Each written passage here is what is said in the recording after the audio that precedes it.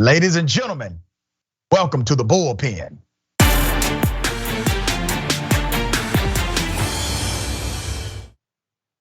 In the bullpen today, we got Mr. Wright. He's back in the bullpen. Republican strategist, nationally recognized individual, has a long, extensive, and quite remarkable resume. Mr. Wright, good day. Welcome to Indisputable. Yeah, thanks for having me. I mean, look, I have a great resume, but nobody's ever nominated me for best TV host in the country. So I think you win on that. Oh, well, listen, I appreciate that sentiment. I highly doubt you'll be voting for me, though.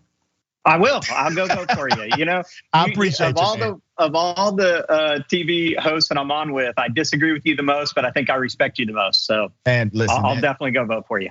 The feeling is mutual, brother. I appreciate you saying that.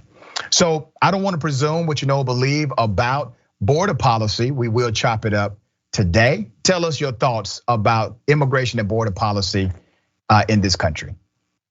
Yeah, I mean, look, the reality is our country has taken this from a standpoint of morality and allowing people to come into the border. And so I think it's what we need to do is we need to step back as a nation and relook at the ability to get visas, to come over here for HB-1B visas, to actually be here as a legal citizen. And we need to provide a way of path forward for people that are already here so that they can come out of the darkness and actually live as a part of our society. And with that, though, also means that they need to pay taxes. They need to pay back owed taxes. They need to do all of the things to assimilate into our society. Look, I'm a big supporter of the border wall. I'm not a big supporter of just allowing mass amounts of immigrants. I think there's 60,000 Haitians heading for our border today. I'm not a proponent for that. I'm a proponent for keeping everyone out and having everyone come in legally and not be illegal immigrants. I mean, as you know, a lot of these, illegal immigrants are really just trying to search for a better life, but also they're tainted by some that are criminals, that are drug smugglers, that are really in Mexican gangs, et cetera. And so I think it's just difficult to say that there should be this mass open border, and that just doesn't really work as a country. So I do believe that we have to have a border. And it needs to be a border, but that we have to better our ability to allow people that are truly coming here to have a better life to be able to do that. I agree with most of what you said. I want to ask you a question. You identify as a white male, correct? Yes, sir. Okay. Do you want to be judged for what 1% of white people do? Would you want to be judged for that? No, I want to be judged for what I do. Okay. Less than 1% of those crossing the border are engaged in any criminality, gang affiliation, drug smuggling, anything. Less than 1%. And by the way, even when they are here in America, undocumented, they commit less crimes than native-born individuals in the country. And they also are employed at a rate of 97%, which is higher than native-born Americans, and they contribute more in taxes, even being undocumented, than they would ever use in benefits or services, because you already know it's against federal law for them to even obtain those particular services, et cetera, contrary to the spoken narrative. So let me give you a stat, because like I said, I agree with most of what you said. So that means that now we have to educate and correct the narrative, because most Republicans, this was a poll done not too long ago, roughly 80% of Republicans, they believe that immigration is one of your primary problems in America, undocumented workers, and it's not. They believe it's a threat to the economy, and it is not. They think it's a threat to jobs, and it's not based on the data. So in 2019 alone, Mexican immigrants, undocumented workers, earned 92 billion in household income and contributed about 10 billion back through taxation to the economy of America. So that's your ecosystem issue there. They give way more than they ever could possibly take. But why do you think, brother, there's this emphasis on they're destroying the American economy and they're taking American jobs? And once again, they're not taking American jobs based on every statistical survey we've done. You know who's taking American jobs? Automation. 60 million American jobs have gone to automation, 85 million by 2025. But that's not the monster. The monster is a a black or brown individual who's just seeking an opportunity to actually give more to the American economy than they take from it. So how do you change the narrative in the Republican Party? Once again, 80% of your guys believe the narrative that's a lie. And I gotta say this for posterity, 19% of Democrats believe the lie.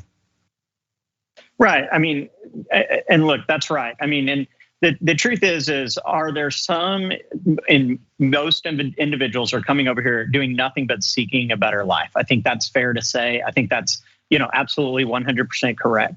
But that doesn't mean that there aren't a few bad apples in the group. And so what I would challenge you to say is that I believe most Republicans believe that this is economic, but it's also a safety issue for our communities, because it's not just about the immigrant that comes over and gets a job, say, a $6 to $15 an hour job that, and I agree, Republicans say, oh, that would be a job that, American would take. And the reality is Americans don't want those jobs. Americans are educated through the public school system. They believe that they're owed more than $15 an hour. I mean, the average American is really trying to start at $20 an hour nowadays. But it's not just about the hourly wage workers that come over here. This is about not only the safety of those that are coming, and there are bad apples in the process, but the communities that are being affected from those that come over. So, for example, I don't know the last time that you were on the southern border, but I was down in the Rio Grande Valley 3 weeks ago, and when you get a couple of blocks off the border, what used to be a thriving town is now, businesses that are shut down. There's a lot of theft. There's just a lot of trash and homelessness, tent camping, et cetera. And that's difficult for communities, because it's not that they're coming over here and taking the jobs. It's that some businesses are being forced to close, and businesses that just reopened from COVID. And so I think it's tough to kind of say that, look, when most people are good, and I would agree with you, most people are good. But in almost all other instances of our country, what we do is we do the most to protect those that from the few, right? So for example, in COVID, we said, hey, look, most people aren't going to die from COVID, and this is okay, but let's all do our part to protect those few that can't. And in this same exact instance, is it fair to say, look, the 95% that aren't criminals can't come over because of the 5%? And the reality is yes, because when you go ask the mother of the daughter that got killed or raped, and I know that those are very few and far in between instances, they would say yes. And so I think as Republicans, and on a moral standpoint, we have to do what's right to protect everybody. And that includes like across the board. And that may mean that some people who want to come in to the country that are just looking for a job can't. But that's why, and this is why I'm such a huge advocate for remodeling our immigration system on the legal side of things. And we spend a lot of time debating, should they be able to come in and reuniting families, et cetera. And the reality is if we spent half the time debating and changing and fixing current laws so that there was essentially a fast pass to U.S. citizenship, then a lot of these other issues could go away for us. Yeah, I agree with the streamlining of the process. I agree with that point. I heard another conservative make that same point yesterday. Complete agreement with that point. Narratives are important, Ash. They're very important. We tend in our conversation to single out those who are brown or black, okay? The number one violators of overstay visas in America are Canadians. Narratives are very important. You have never heard a narrative against Canadians. And there are a certain amount of Canadians that commit crime in the United States of America every single year. But you do not hear a narrative. Let me finish. You don't hear a narrative against Canadians. You don't hear the narrative of, well, yeah, but we have to protect the whole, even though there's just a few. We need to start cracking down on Canadians. And let me bring this to your attention. The vast majority of narcotics, because a lot of this goes back to drugs entering into the United States. The vast majority, over 90% of narcotics that come into the United States do not come through illegal pathways or underground or people climbing a wall or tunneling under a wall. It actually comes through US ports of entry. Trains and boats bring most of your dope in the United States of America, okay? And then if you look at the statistics from the US Customs Border and Protection Agency, they have this on their website currently.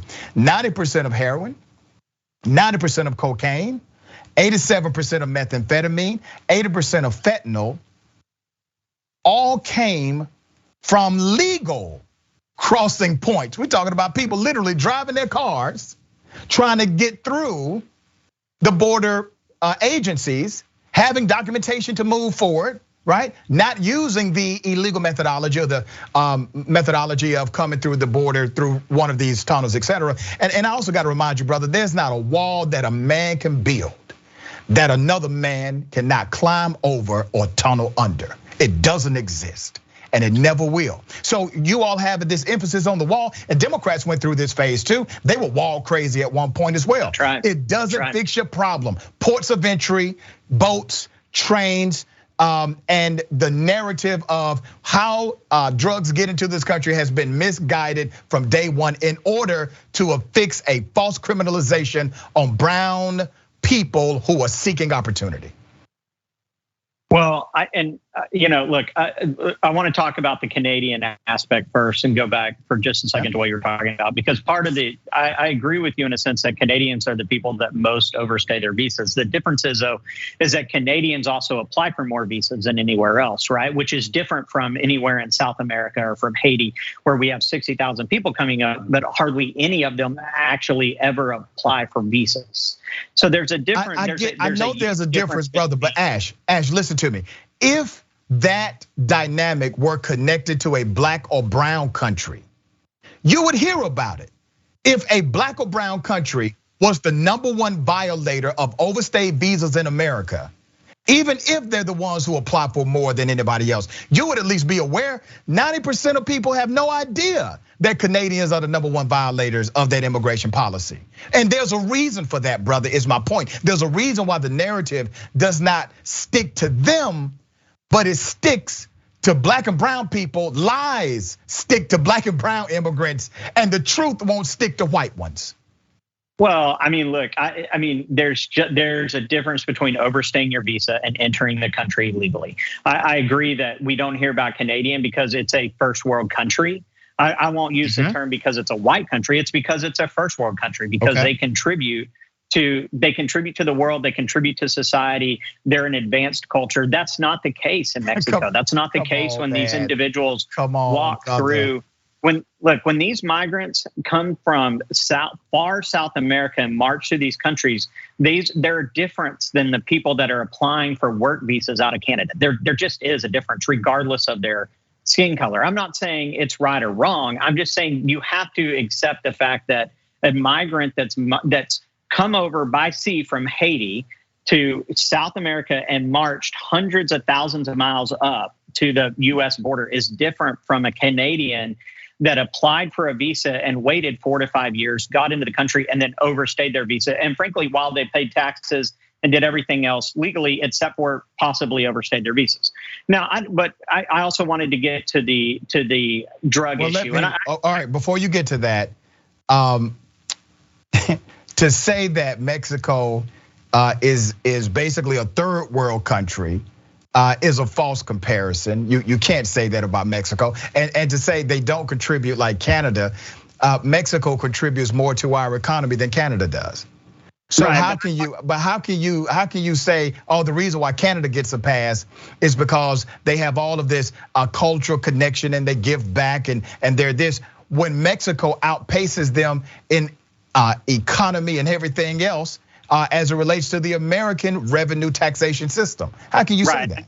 And look, maybe I didn't speak correctly. I was talking about more on a global stage, meaning that Canada is more of a world economic player. But absolutely, Mexico is our largest. You're making my point, brother.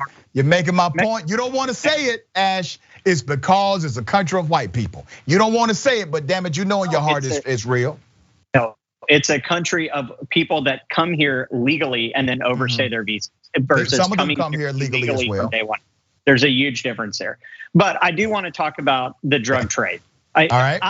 I agree with you. Most immigrants that are coming over are not bringing drugs on their bodies. They're crossing the river. That is still breaking the law. Coming into this country legally is breaking the law. You are still an illegal immigrant. The drug problem, and I know just yesterday they found, I think, like $2 or $3 million worth of cocaine on one drug stop at a border patrol. And part of what I believe should be changed here is, and I don't know if you've ever been down to the border, but when you drive through these border stops, most Americans that have never actually been down to the border believe that these border stops are literally right on the border.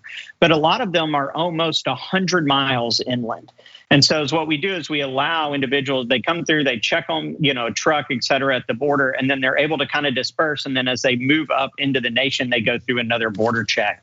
And those border checks are where they actually collect, like when you go through those, they'll say, oh, we collected, 1 million pounds of cocaine last year, et cetera. They've got these signs up. But we need to move those and do those checks actually at the border. So because there shouldn't be that 100-mile instance where you can be a part and be in America. And that not only would make our neighborhoods safer in South Texas, but would also stop that ability. I think we need to use more technology and just putting more border patrol. I mean, the CBP, I support Greg Abbott and all the other Republican governors that are down on the border today and tomorrow. I think what they're doing is right, but a lot of times bodies isn't the answer. We're essentially just making our own human wall, when the reality is we should be using technologies to stop the drug trade. All right, and let me also remind you, brother, that the American population, makes up 5% of the global population, but consumes 70% of the drugs. There's a consumer market. Why do you think dope dealers are trying to get to America? Because of the consumer market in the United States of America. And let me also remind you that the same federal law that says it is against the law to hire an undocumented worker, that same federal law, the subsection says, or the federal law that says it is illegal to be an undocumented worker says it's illegal to hire an undocumented worker. And 88% to 90% of people that come to this country undocumented come here because of work. They're trying to actually make a living. Well, you don't see these CEOs and hiring managers and HR managers and recruitment directors. You never see them get arrested. You will see 600 undocumented workers get arrested at a warehouse and the CEO has to pay a fine. Do you think that's a fair execution of the law when in essence they are breaking the same federal law? No, if you break the same federal law, you need to pay the same punishment, for sure, 100%. Brother, always a pleasure to have you. Go ahead, you have the last word, go ahead. Well, I was just gonna say that, I think in our country, to your point, I think that we have a drug problem, but the drug problem really stems because we have a family unit problem. And a lot of these drug usage is being done by children that grow up in single parent homes or, individuals that have dads in prison or moms in prison or moms and dads that are incorrect. Immigrants. The research data does not support your conclusion. The research data shows that there's no statistical difference between a 2-parent household and a 1-parent household as it relates to excessive use of alcohol and or illicit drugs. Well, let's discuss. I know you got to go, but let's discuss that on the next time I'm on. We'll do that, brother. We'll love to. Always a pleasure having you on Indisputable. Thank you, sir.